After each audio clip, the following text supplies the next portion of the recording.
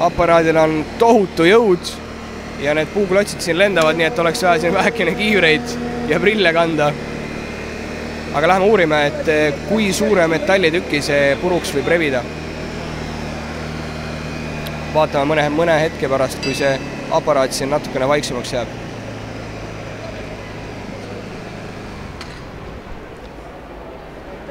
Tere, me oleme nüüd otse eetris praegu, interneti vaatajad meid vaatavad, siis mul tekkis selle aparaadi kohta küsimus, et kui suure või paksu metallijupi see suudab puruks muljuda? No ikka üsna paksu, selles suhtes, et lõikame kannataneid autost välja nendega. Et ma ei tea, kui see maksimum on, aga ikka ikka auto suht pooleks. Aparaat on ise kui raske? 13 kilo. See lõikur ise kaalub 13 kilo puhtalt. Ja kui ruttu saab, et ütleme, et inimene on autos kinni ja kui kaua läheb aega, et nüüd saada seda lahtiselt lõikuda või oleneb muidugi olukorras see kõik? Kõik olenebki olukorrast muidugi, et mis asendis see auto on.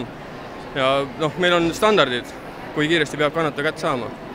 Et on niisugune kuldne tund on reegliks, et peab kannataja nagu peale avarii toimumist jõudma haiglasse. Aga uurime edasi, mis siis veel siin boksis saab teada, kui inimesed peaksid täna siia boksi tulema? Siin saab tutvuda päästekolledžiga. Räägime, mida me teeme. Kõik sellest, et meil on praktilist õpet on üsna palju.